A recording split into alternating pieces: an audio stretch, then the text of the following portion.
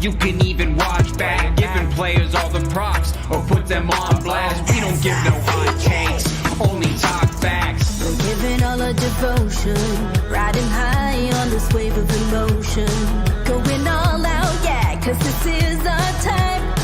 No, ain't no stopping us till we reach the finish line. All in, we came here to win. We're gonna give everything.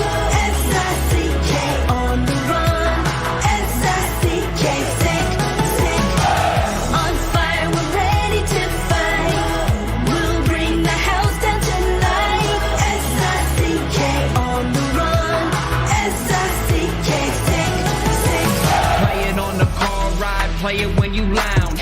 X and O, you know that we can hold it down. Shout out to my man Sammy, got it off the ground. And to all the listeners tuned in right now, got debates, analysis, and speculation. This is sports talk for the new generation. You know where to find us, got a reputation. Sick podcast, your #1 sports destination. Giving all our devotion, riding high on this wave of emotion. Going all out, yeah, cause this is our time. No, ain't no stopping us till we reach the finish line. All in, we came here to win. We're gonna give everything. S-I-C-K on the run. S-I-C-K, sick, sick. On fire, we're ready to fight. We'll bring the house down tonight. S-I-C-K on the run. S-I-C-K, sick, sick. S-I-C-K is the sickest podcast. Tune in for the audio, or you can even watch back. Giving players all the props or put them on blast. We don't give no hot takes, only talk back. S-I-C-K, S-I-C-K, S-I-C-K, S-I-C-K, S-I-C-K, S-I-C-K, S-I-C-K. all in, we came here to win. We're gonna give everything. S-I-C-K on the run. S-I-C-K, sick, sick. S-I-C-K is the sickest podcast. Tune in for the audio, or you can even watch back. Giving players all the props or put them on blast. We don't give no hot takes, only talk facts. We're giving all our devotion, riding high on this wave of emotion. Going all out, yeah, cause this is our time. No, ain't no stopping us till we reach the finish line. All in, we came here to win. We're gonna give everything. S-I-C-K on the run. S-I-C-K, sick, sick. On fire, we're ready to fight. We'll bring the house down tonight. S-I-C-K on the run. S-I-C-K, sick, sick. Playing on the car ride, play it when you lounge. X and O, you know that we can hold it down. Shout out to my man Sammy, got it off the ground. And to all the listeners tuned in right now, got debates, analysis, and speculation. This is sports talk for the new generation. You know where to find us, got a reputation. Sick podcast, your #1 sports destination. Giving all our devotion, riding high on this wave of emotion. Going all out, yeah, cause this is our time. No, ain't no stopping us till we reach the finish line. All in, we came here to win. We're gonna give everything. S-I-C-K on the run. S-I-C-K, sick, sick. On fire, we're ready to fight. We'll bring the house down tonight. S-I-C-K on the run. S-I-C-K, sick, sick.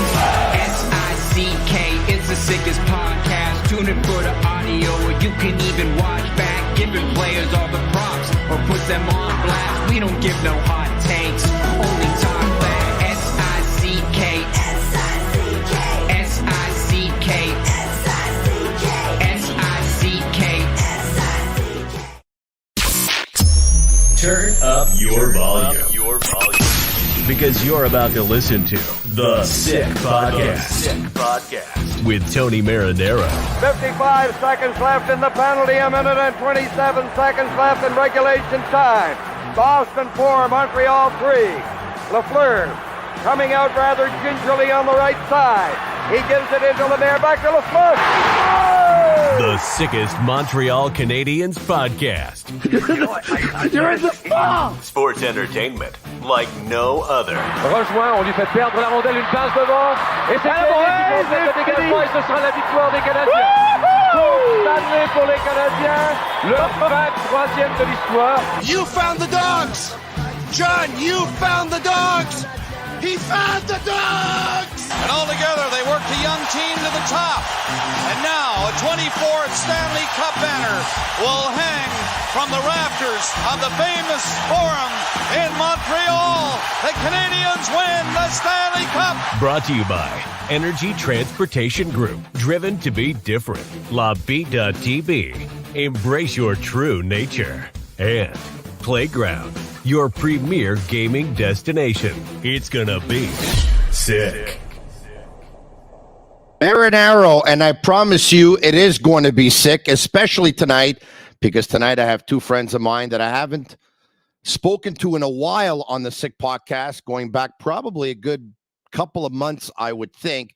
But I had a chance to see them earlier this morning.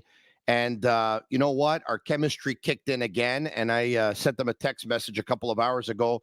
And I said, it was fun earlier today. You want to do it again? And we'll get to what we did earlier today in just a minute. But it is the Sick Podcast. I am Marinaro, and it is brought to you by Energy Transportation Group, named by the Financial Times one of America's fastest growing companies in 2023, recognized by the Globe and Mail as a top growing Canadian company for 2 years in a row. They work with some of the biggest Fortune 500 companies providing end-to-end logistics services. Join a winning team and check out Energy's career page for available opportunities. Also brought to you in part by these guys right over here, Bittt, Tibi, brewed in Quebec, a winner of a dozen international awards.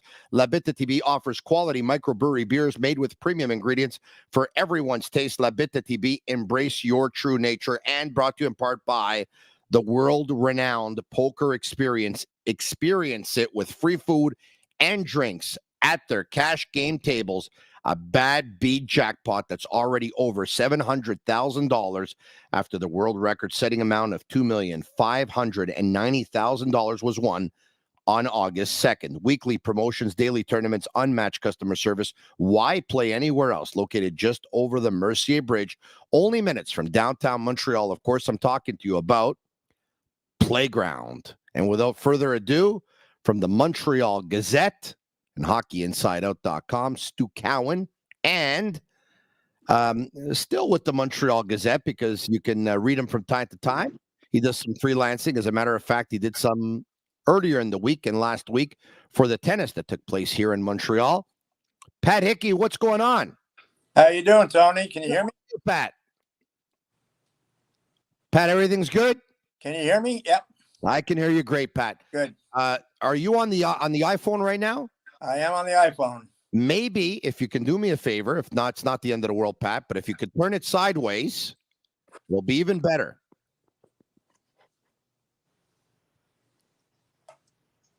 All right, I've turned it sideways. And now we don't see. You know what? Put it straight again, Pat, because we don't see anything at all. All we see is a dark screen. All right.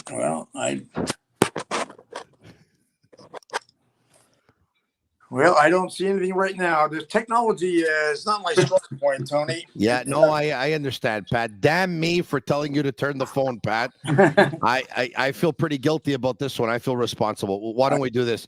Shane Gaumont will put you in what we call the green room, and he's going to get you all sorted out. In the meantime, Kent and I, Stu, where did Kent come from? I don't know. Us bald guys all look the same, Kent. Maybe that's what it is, Stu. But I guess because we're going to be talking about Kent Hughes, it's going to be pretty much primarily our topic of conversation tonight. We'll be talking everything Montreal Canadiens. Stu, I mentioned that you and I and Pat had a chance to see each other earlier this morning. If you can, where were we exactly? And it was the Côte St. Luc Men's Club, and thanks for coming out there, Tony. I've spoken to that group at least 5 or 6 times in the past few years. A passionate group of older gentlemen in Côte St. Luc who are huge sports fans. They have a hot stove league they do once in a while that I've been invited to speak there. Michael Farber has spoken there before. Yeah. Pat Hickey spoken there before. Herb Zurkowski, who was with us this morning, also has spoken there before. So it was great to get you out there.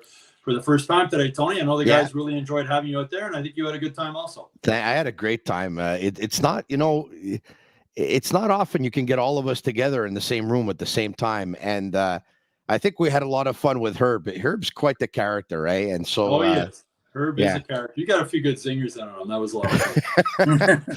It was a blast. I had a lot of fun, Pat, as I'm sure so did you, huh? I certainly did. It was. It's always fun to be there, and I think you added an extra element to it today, Tony. Thank you, Pat. I appreciate that. All right, okay. So, guys, without further ado, let's talk about the Montreal Canadiens. Kent Hughes addressed members of the media a couple of days ago, following up on the trade, which sent Jeff Petrie back home for him to the Detroit Red Wings. Of course, he had a chance to say a couple of things, which we're going to get to in a minute. He also talked about Casey DeSmith. There's a situation now with the 4 goalies that we're going to get to as well. Rob Ramage on Logan Mailloux, Kent Hughes on Logan Mailloux. Why don't we start with the goalies? At one point earlier today, Samuel Montembeault was trending in Canada. Why? Because our buddy Marc-Antoine Godin of Radio-Canada tweeted out that no negotiations yet for Montembeault's group and Kent Hughes, and we'll see what happens. Guys, he's in the last year of his contract. He'll be a free agent at the end of the year. The Canadiens have 4 goalies right now: Montembeault, Allen, Casey DeSmith, Caden Primeau. Pat, we'll start with you. When all is said and done, how do you see this goaltending situation sorting itself out?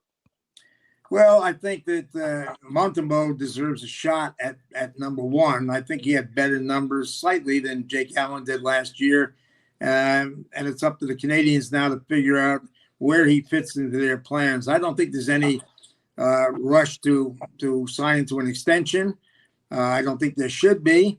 But I think they have to find out whether he can play, say, 15 games out of 20 and see if he can handle a starter's load.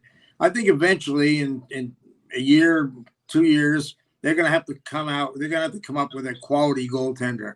And whether they do that by a trade or free agency, I don't think the guys right now are any more than backup goaltenders.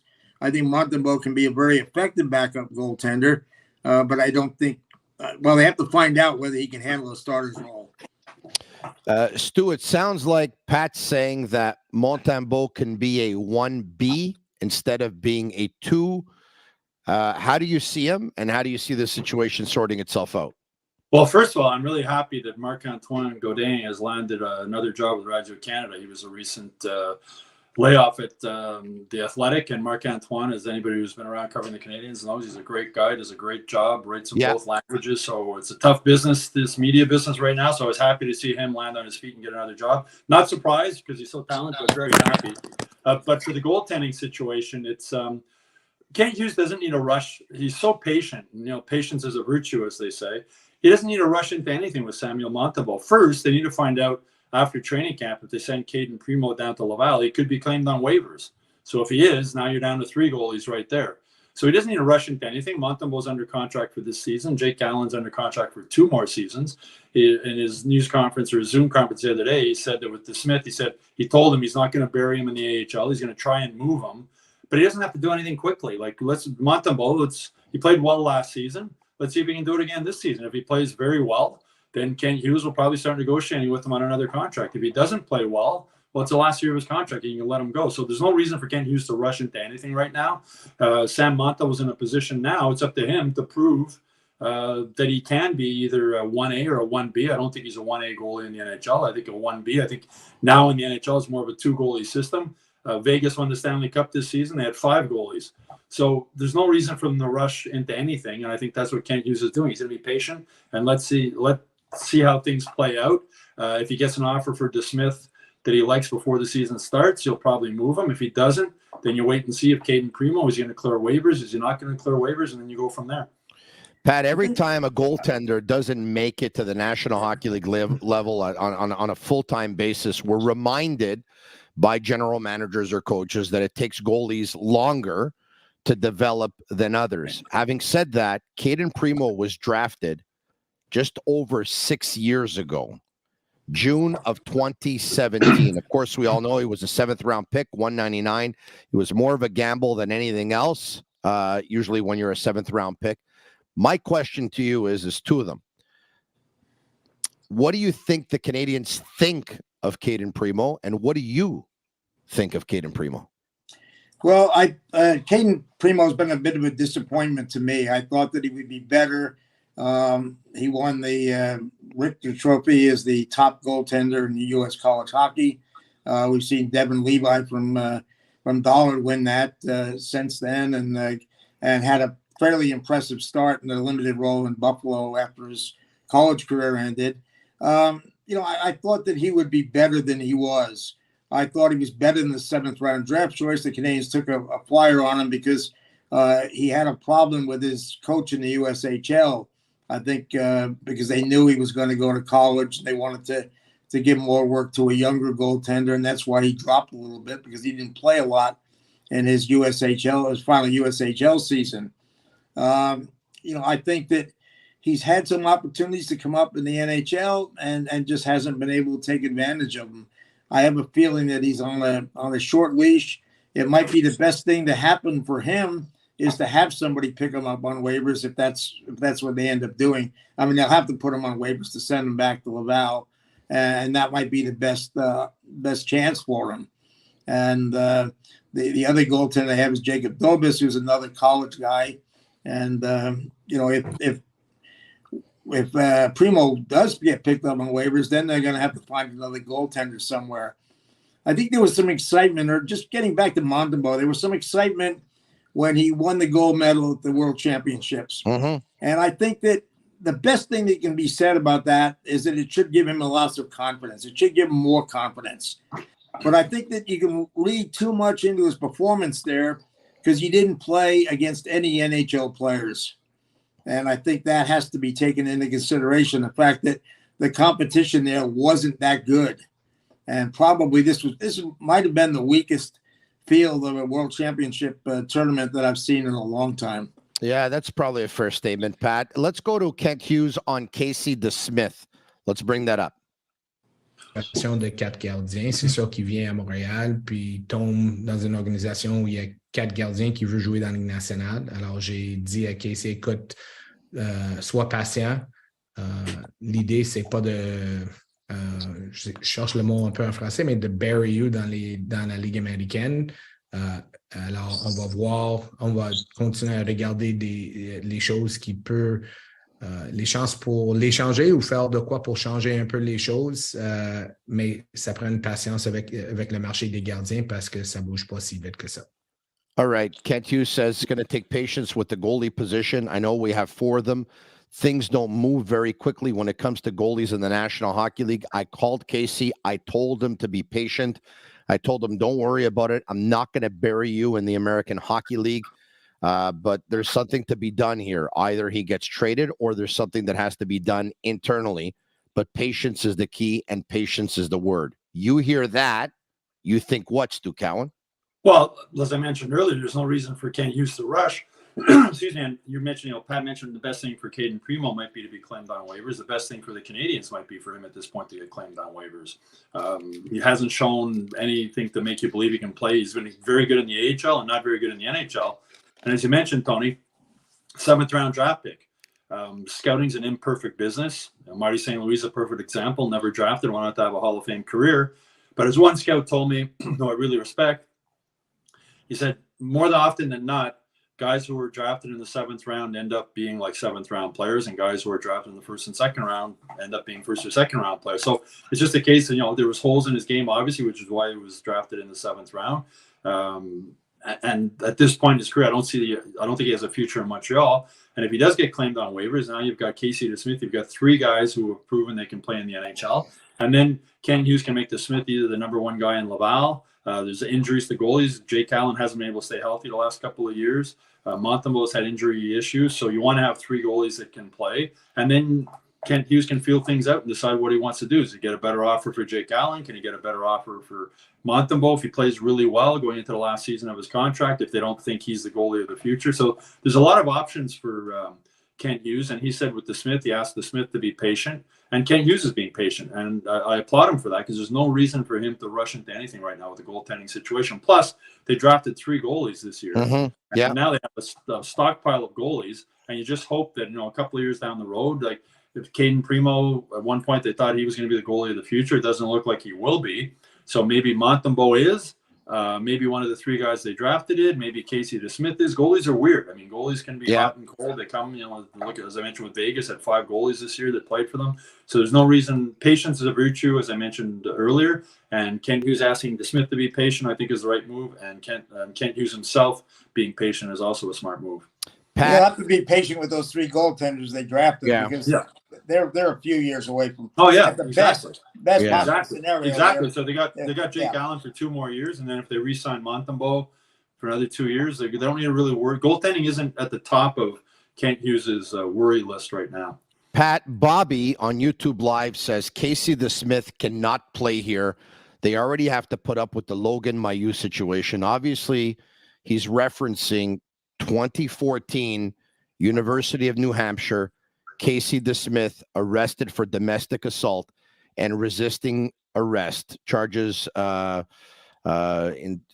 allegedly punching and spitting on a woman who was his girlfriend at the time. Do you think what happened in 2014 will at all impact the direction they're going to take with Casey DeSmith? No. I don't either. It's 9 years ago. I mean, I would imagine there hasn't been anything since then, or we haven't heard anything since then. Ken Hughes is a smart guy, does his homework. So I don't think that's going to factor into it.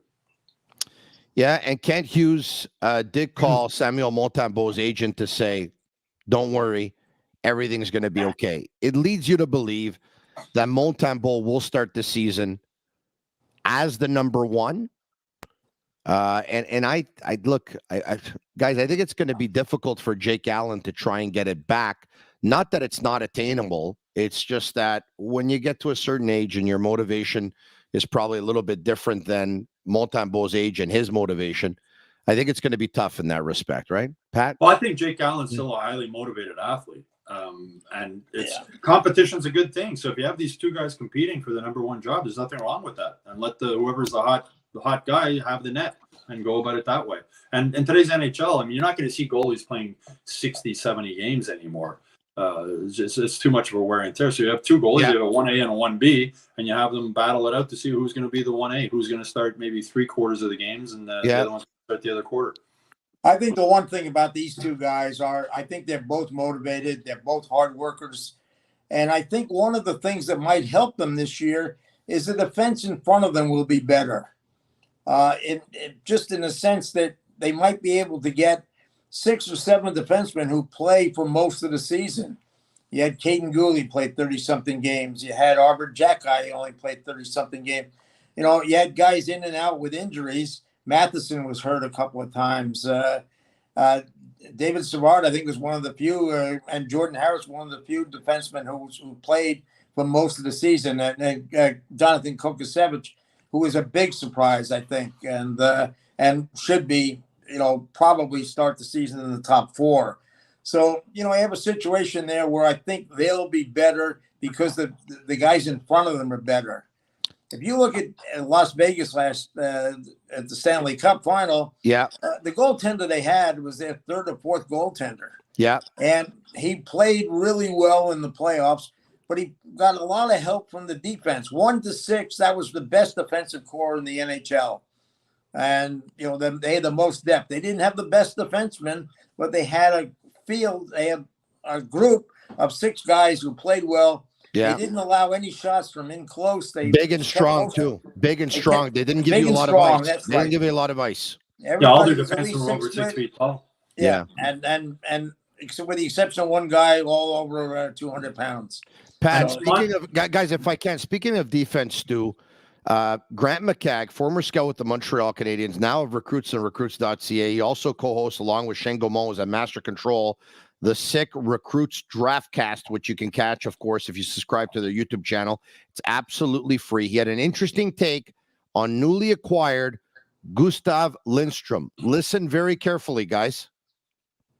At 38th overall, Lindstrom, and he's still only 24 years old. So from what I've looked at and what I think the Canadiens are offering more opportunity, he's going to be on the second pairing with either Matheson or Gooley. And I mean, that's a huge step up from Robert Hagg. And that alone will help his game. The fact that he'll have a better defense pairing, he'll get better opportunity. And I think those point totals are going to go up this year. So for you, Gustav Lindstrom's in the Montreal Canadiens top 6. There's no doubt about it. I think he'll be on the second pairing. You think he'll be on the second pairing, eh? Well, I think, Kovacevic is ideally beat out Kovacevic, yeah. Yeah, Barron, I think, goes back to Laval. And Logan Mailloux won't be quite ready yet. Weidman, I think, will probably be put on waivers. I agree with you. Lindstrom will be on the second pairing. That's the way I see it. So look, that's a big time interesting take. Here we are tonight. Tonight we're August 16th. All right. So things can change between now and opening night, which is just going to be under 2 months away. But I'm going to go with Lindstrom to start on a third pair and Kovacevic to start on a second pair. That's the way I see it for now. Well, they traded for him for a reason, and I think the opportunity's there. Kovacevic is ideally a third pair guy. You're right. And Lindstrom's got more offensive upside. He's a better skater. I don't see why there's any reason why he won't be on the. But I mean, it's semantics. They're all, they're whatever it is. It's going to be second or third pairing. I think it's probably going to be the second pairing. And as I say, he's going to go from playing. Mm-hmm. He played behind. He wasn't going to beat out Ronick or Sider in the top two pairing. That doesn't mean he can't be a second pairing defenseman. It just means that he didn't have the opportunity. I got you. He's got to beat out Jonathan Kovacevic. He's going from having to beat out Ronick to having to beat out Kovacevic. There you have it, Pat. I think he's wrong. I would be surprised if Lindstrom starts the season in the top 6. And I don't think they're going to put Chris Weidman on waivers because he's got to be their 7th defenseman. They have veterans like that doesn't mind sitting a lot, and the other guys have to play. Now, whether they play in Laval or they play in the NHL, the young guys all have to play. So you think Lindstrom's going to start in Laval then? I think he's gonna have to prove more than he's already proved.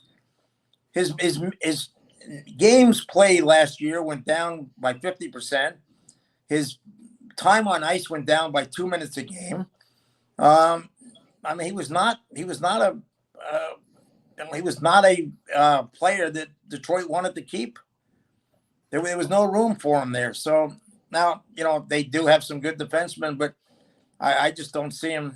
I think the battle for the jobs on defense will be the most interesting part of training camp, and I think there's going to be a lot of guys in the fight, and we'll see what happens. Who's going to come out of this fight? I'm going to agree with Grant on this one. Adding though that training camp's going to decide it, because who would have thought Arbor Jacki was going to make the team last year instead of Justin Barron? And he won the job at training camp. I think that's going to happen again. But I think they're going to give every opportunity for Lindstrom. I love Jonathan Kovacevic as a player. I love him as a guy. He's a smart guy, interesting guy to talk to. Played really well last year. But I think he's one of those guys. He's a better bottom 5th or 6th defenseman. I think he's one of those guys who, when you play him more minutes against better players, his game's going to start to break down. Lindstrom's a high second-round pick. He was just looking at his 38th overall. There's talents there. He's 24 years old. And the interesting thing Kent Hughes said the other day, too, is that the Detroit Red Wings have had a lot of success drafting guys out of Sweden. And they've been able to find guys other guys haven't. And here's another Swedish guy that they've drafted. And I think it's a case of an opportunity. I think they don't usually trade them, though. They don't usually trade them. No, that's true. But also for them getting Jeff Petrie at a $2.3 million salary cap hit, I'm sure they never expected that to happen. Just the way things happen. If you get Jeff Petrie at $2.3 million on a veteran on a young team, that's a pretty good pickup. So for Lindstrom, I think the Canadiens are planning. I think their plan is to have him be on their second pairing. Stu, I want to. Yeah. They know what they have in Kovacevic. And to me, Kovacevic, not a lot of offensive upside, but he's a solid number 5, number 6 defenseman. And he showed that last year. For a guy who was picked up on waivers, he played really, really well. And I think the only thing I find with him, I think if you start giving him, as I said, more minutes against better players, you're on the 5th, 6th defense and you're playing against other team's 3rd, 4th line most of the time. I think it might be an issue for him if he gets bumped up to a top 4. But Stu, I want to add something in it, and I'm going to add it not by discrediting Lindstrom, because I believe in giving a chance to everyone to see what they can do. But it's more maybe to play devil's advocate here, or more to give a little bit of a different twist to this, okay? If I would ask you, Detroit Red Wings, where do you see them in the standings? Well, they're a rebuilding team also, right? Rebuilding team. So you wouldn't have them in the playoffs, right? No. All right. Chances are you probably wouldn't have them in the playoffs in a year from now, correct? Is that safe to say? Yeah, I mean, a lot can change quickly. Look at the New Jersey Devils. Okay, great. So how high do you think the Red Wings are on Lindstrom to trade a 24-year-old on a team that wants to be young and wants to rebuild, that you don't have making the playoffs this year, probably don't have making the playoffs next year? Neither do I, by the way, to acquire a defenseman who's going to be 36 in December. Now, it doesn't mean the Red Wings are right and the Canadiens are wrong. I'm not saying that. I'm just trying to look at a different angle. The thing with Petrie, though, Tony, Petrie's going to go there. I'm sure he's going to wear a letter on his sweater. He's going to be a leader in the locker room. He's still got game left. He's in incredible physical condition. It's a good story, too, for Detroit. They're bringing his dad won the World Series with the Detroit Tigers. I saw Petrie's going to wear number 46, the same number his dad wore with the Tigers. He's going to be back home where he grew up. I think there's a different value for the Red Wings in that, and having a veteran guy, and the same reason the Canadiens want Sean Monahan around. Right? That's all fine. And that if you were the general manager of the Detroit Red Wings, Stu, if you were Steve Yzerman, would you go out and get a defenseman who has 2 years left on a rebuilding team, who will play in the top 4, in exchange for a defenseman who is 11 years younger, who can possibly be on your team for the next decade and probably be a top 4 because he's going back home and his father? No, but if I felt, Tony, if I was a GM and I felt my team really needed some experience on the blue line, yes. The same reason why the Canadiens feel they really need some experience at forward, which is why Sean Monahan's coming back. If you can get a $6 million defenseman for $2.4 million and a proven value, then you take him. But he's not a $6 million defenseman anymore, Pat. But they're only paying him 2.3 or 2.4. It may be an indication that maybe they're not that high on Lindstrom. Well, that's what I'm getting. And once again, it doesn't mean they're right, and it doesn't mean the Montreal Canadiens are wrong. So we'll see it play itself out. Okay, Kent Hughes on the Logan Mailloux situation. Mailloux. Je sais qu'il y avait une rencontre avec Gary Bettman de prévu au mois de juillet. Est-ce qu'on a du nouveau officiellement concernant ça, ou il n'y a pas encore de réponse officielle? Pas encore de réponse officielle, Renaud. All right. So Gary Bettman hasn't weighed in on Logan Mailloux yet. Paul, Pat, Paul, where am I going tonight? First, I called Stu Kent. Now I'm like a Pat Paul. Paul, Pat, please tell me your middle name is Paul. No, it's Valentine. Is it Valentine? Really? Yes, it is. Oh, very nice. Go ahead, Pat. Your thoughts on Logan Mailloux? I think that whenever the Canadiens feel that he's ready, I think that Bettman will allow him to play. I think that if he doesn't allow him to play, you'll hear a big squawk from the Players Association. And I think they'll point out the fact that there are guys that are playing in the league right now that have committed far more grievous offenses and are still playing. And, I think that it's nonsense that they haven't already cleared him by now. He's done all the things that they want him to do. It's not his fault the Canadiens drafted him. He asked not to be drafted. I think Stu mentioned earlier today that this might be a punishment of the Canadiens for defying the NHL and drafting him. And there could be a little bit something in that. But I think at some point they're going to have to let the kid play. And I think that if they don't, there'll be the big squawk from the Players Association, and they'll move on from there. I would think Ken Hughes already knows what the answer from the NHL is going to be. Yeah. Or has a pretty good idea. And the NHL doesn't have to announce anything yet because the Canadiens haven't decided that Logan Mailloux is going to play in the NHL. And I don't think he's going to be ready to play in the NHL this season. I think he's going to play in Laval. So until the Canadiens want to put him on the roster, then they need to call the NHL. We want to put Logan Mailloux on the roster, and can we? And I think he should be allowed to play. He's paid a price for what he did. It's going to follow him for the rest of his career. It will always be part of his story. He made that mistake when he was 17 years old. You can't punish him for the rest of his life for it. It's up to him to prove that he's a better person than that. And that's why he asked not to be drafted. He said, I don't want to be drafted because I want to have a year to prove that I'm a better person than what I showed. The Canadiens ignored that. And that's, as I mentioned this morning, as Pat mentioned, if there is a suspension, I think it might be as much a suspension against the Canadiens from the NHL as a suspension against Logan Mailloux, because Gary Bettman was furious when the Canadiens drafted him. And Gary Bettman doesn't like when people do what he don't do what he tells them to do. So maybe there'll be something with that. But personally, I think Logan Mailloux should be allowed to play in the NHL. But I don't think he's going to be ready to play in the NHL this season. So me either. Whether we even get he's going to start in Laval. And then eventually when the Canadiens decide if they want to call him up, then the call will go to Gary Bettman, and then they'll announce whether he's allowed to play or not. Until then, they don't need to announce anything yet because there's no decision to be made. The one telling point is that he has signed an NHL contract. Yeah. And that contract had to be approved by the NHL before he signed it. And I think that's an indication that at some point they're going to be willing to let him play. And I think, as I said, I'm pretty sure that Ken Hughes probably already knows what the answer is going to be. Yeah. Montreal Canadiens Director of Player Development, Rob Ramage, who was in conversation with Grant McCagg for recruits.ca a couple of days ago. We have an excerpt here of what he said regarding the Mailloux situation. We talked about this. Mailloux said to me, I've done all this work. I'm being a good person. Does it ever end? I said, Logan, speaking from experience, and obviously my deal was a lot more serious than yours, it never ends. But what you are going to do as a hockey player and a person, it will be nothing but a footnote, because you are going to do much greater things that will far outweigh this incident. That's reality. We live in an age where this never goes away.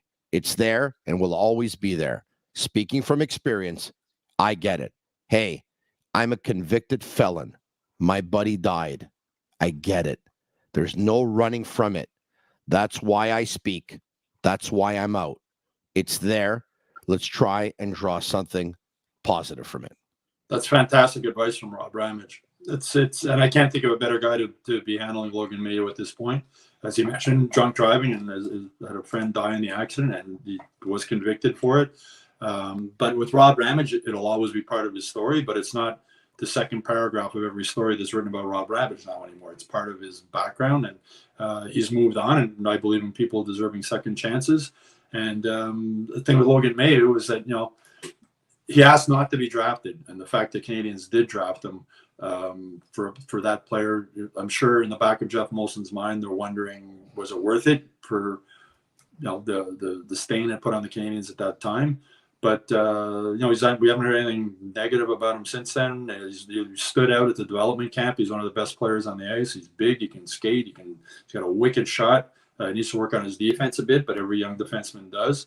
I would expect he's going to be a good player in the NHL, not necessarily a great player, but time will tell. And like I said, I think it's time for to move on, and he should play. But as Rob Ramage told him, this will always be part of his story, and he made the mistake, and that's what happens when you make, dumb decisions in life come with consequences, and there's a consequence that came with what he decided to do, even though he was at a young age, and it's going to follow him for the rest of his life. But it doesn't have to define him for the rest of his life, the same way as what happened with Rob Ramage doesn't define him.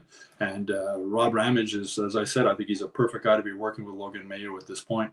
And when we spoke with Rob Ramage at development camp, he said I spent more time with Logan Mailloux than I have with my own kids over the last couple of years. He's been around them pretty constantly, and it's a good guy.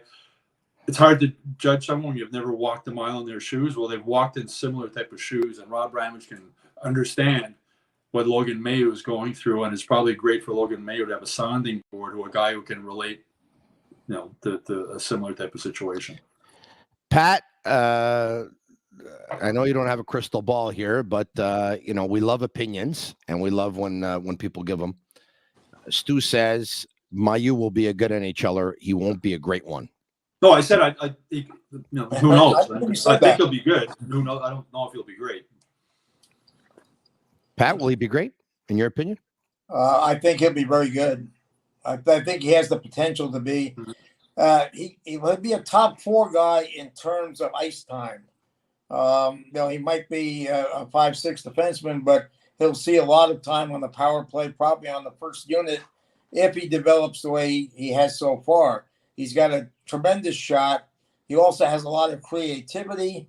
There's a video out there of a hat trick earlier this season, and he finishes it off with a Michigan on a power play. And, it's tough enough to pull off a Michigan. What a defenseman's doing in front of the net on a power play, I don't know. But it's certainly it's a testament to his skill. And I think skill will take him a long way. Defense, you can learn up to a certain point. There's some instincts that. Oh, we lost Pat for a second there, but Stu, Mailloux. Pat was saying, go ahead.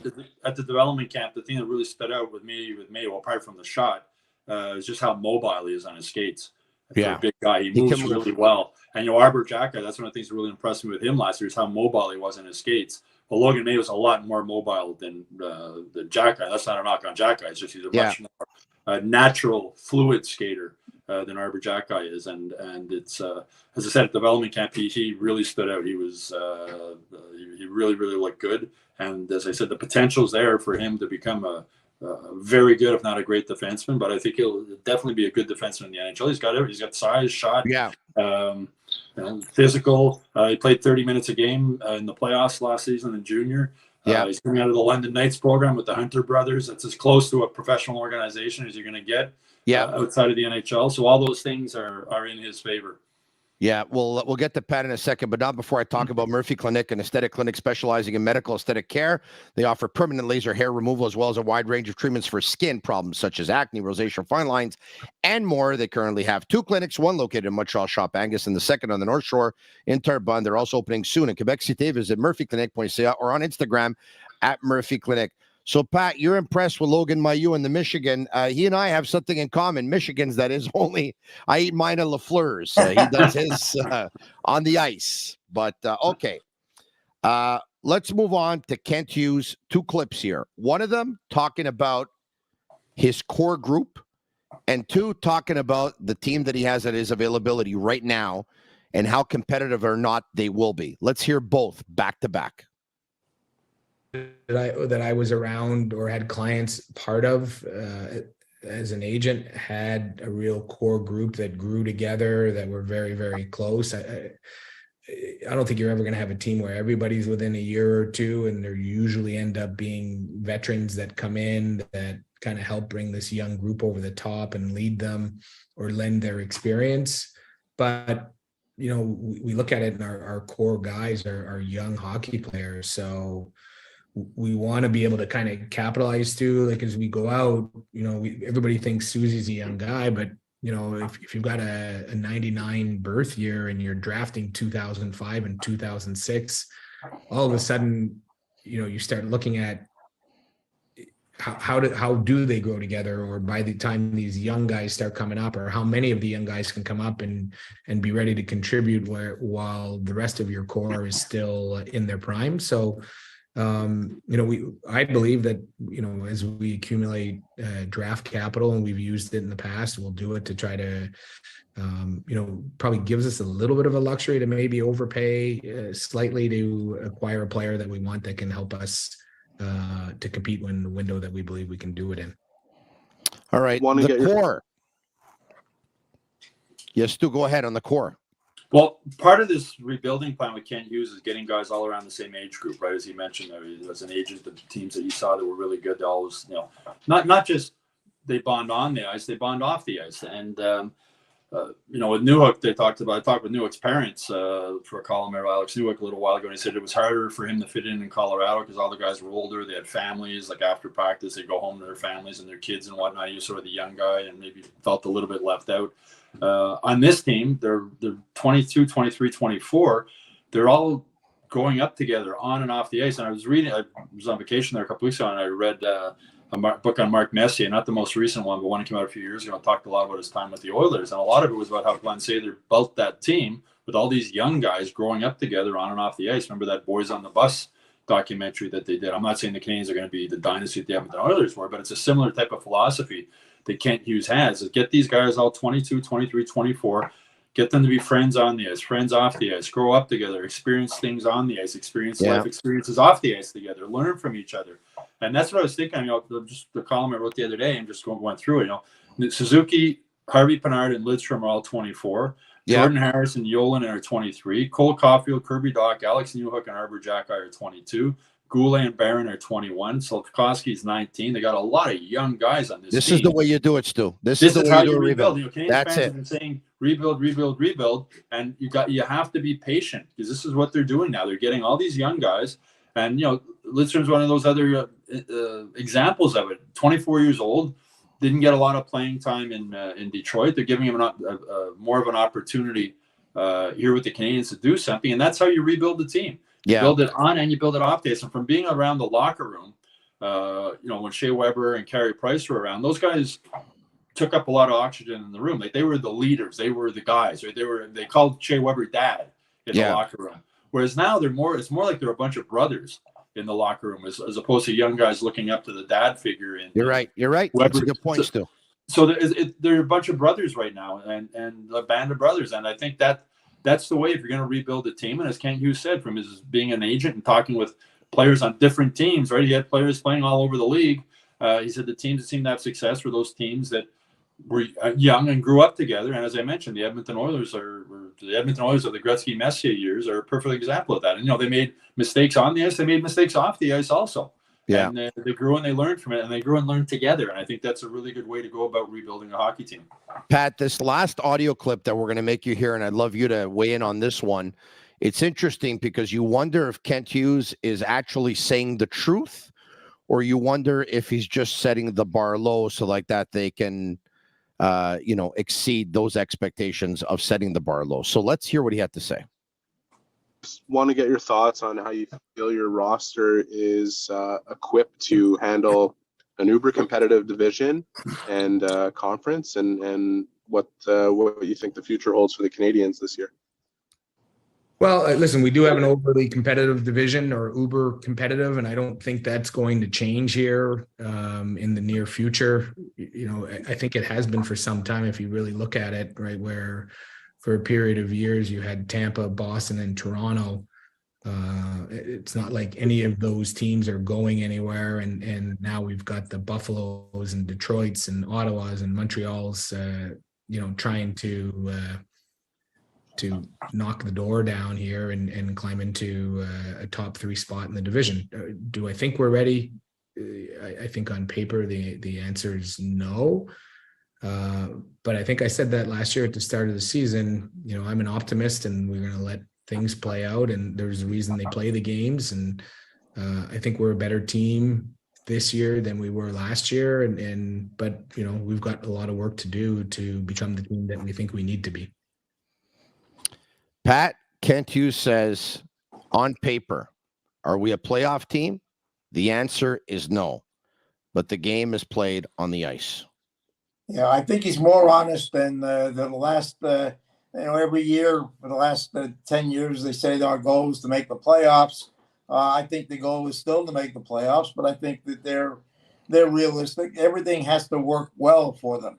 I think just looking on paper, I see it a little differently on paper.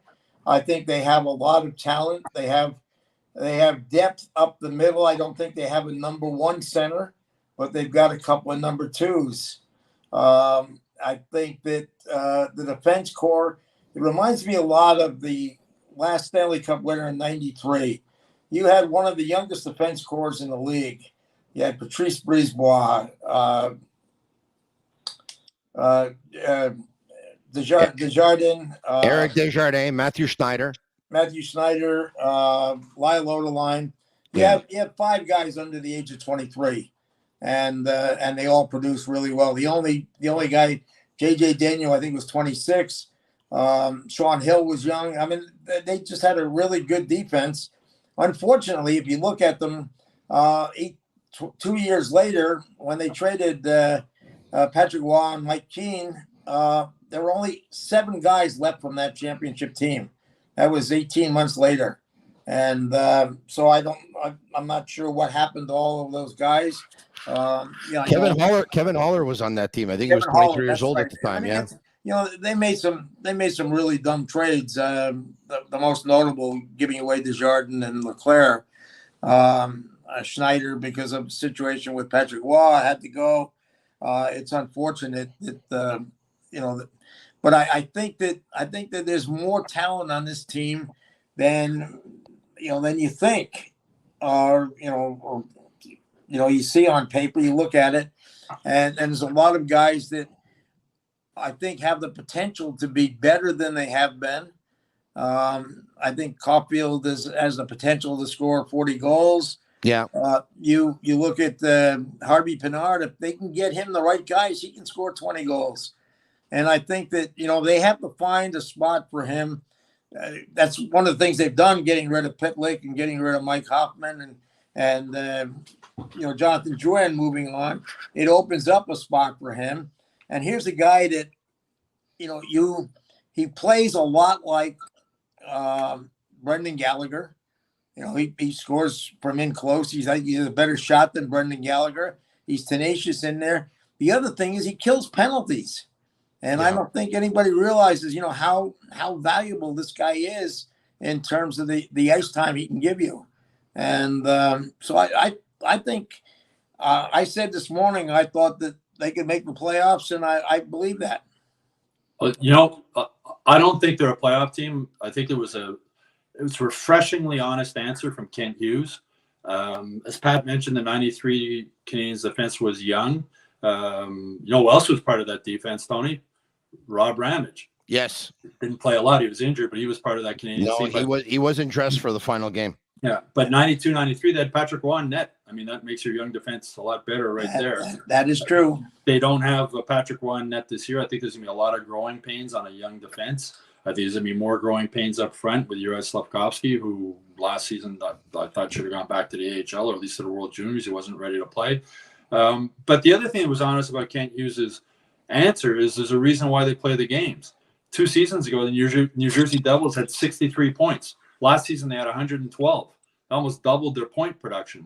Did anybody really see that coming? Yeah. No, they're a team that gelled together. So would it shock me if they make the playoffs? No. Would I bet money on them making the playoffs? No. I think they'll be better than they were last season, but as Ken Hughes said, they're in a really tough division and a tough conference. And I just think it's too big of a jump to go where they were. If they had Patrick Waugh in net, or if they had Carey Price at the top of his game back in net, it would be more of a possibility like it was in 93. Yeah. But at this stage, I think Ken Hughes' answer was refreshingly honest. No, on paper, they're not a playoff team, but they play the games. And last season, at this point, if people have been talking with the New Jersey Devils, and we've been talking here, and I said, Tony, I bet you the New Jersey Devils are going to get 112 points this season. You would have told me I was crazy. Yeah, you're right about that. Guys, I don't know if you saw me looking at my phone a couple of minutes ago, and I don't know if you had a chance to see it yourselves, but in the last 20 minutes or so, Sabres are trending, Mayday is trending, and Rick Jeanneret is trending. And obviously, some bad news coming in, if we can show it right here. Rick Jeanneret has passed away. The Buffalo Sabres made that official about 20 minutes or so ago. Born in 1942, the longtime voice of the Buffalo Sabres. Of course, his famous call was, or probably one of the most famous calls was, Mayday, Mayday, Mayday, when Brad May scored the game-winning goal and the Buffalo Sabres eliminated the Boston Bruins. Another one of his favorites was La Fontaine. Guys, a Hall of Fame broadcaster who has passed away. His organs failed. I think we have something else from the Sabres. or from the Jeanneret family? Do we have something, Shane? Probably. We don't have it yet. Okay. No, we do. Maybe. Let's see. Okay. On behalf of the Jeanneret family, it's with extreme sadness that we announce the passing of our beloved husband, father, grandfather, and brother, Rick Jeanneret, Hall of Fame broadcaster for the Buffalo Sabres. Rick died on August 17, 2023, with his family by his side after a 2-year battle with multi-organ failures. He will be loved forever. Not so sure we have one from Sabres owner Terry Pegula. We do. Rick was indeed a very special and very loved man to and by all who knew him and listened to him, his magic and his command. How glad I am to have known him. How lucky were we all to have been around him and to have listened to him. Rick Jeanneret's mark on Sabres history extends far beyond the broadcast booth, and we will miss him dearly. I extend my deepest condolences to Sandra, Rick's family, friends, and all that were loved by him. Pat, you've been involved in the game longer than Stu and I have. Obviously everybody knows Rick Jeanneret. Once again, he's a Hall of Fame broadcaster and play-by-play guy. But did you at all have did you know him personally at all? Or I did know him personally, and I know that 2 years ago he started becoming ill. He cut back the number of games. He cut back on road trips, and then last year I don't think he did any games at all. It's unfortunate. I used to sit with Rick before the games in the media press room there, and he always had some funny stories about the Sabres and just life in general, and he was a real gentleman, and it was always fun to be around him. And what a voice, huh? Yeah, I mean, he was, I worked in Toronto for quite a few years, and I would listen to Sabres games, and he was one of the best announcers in the league, which is why he's in the Hall of Fame. And it's a sad moment. It's not unexpected because he has been in poor health for the last 2 years, but at the same time, it is sad that passing. Yeah, I didn't know Rick, Tony, but I knew his work, and I'm not surprised Pat would know him and know him personally, because I'm shocked when there's anybody in the media or sports world that Pat doesn't know. Yeah. Very sad news. Yeah. Sad news. Top Shelf, where Mama hides the cookies, of course, is another one that he was known for, and so it's a very sad day for hockey. But at the same time, as Terry Pegula said, how lucky we were to have known him and to have had the chance to listen to him. Rest in peace, Rick Jeanneret.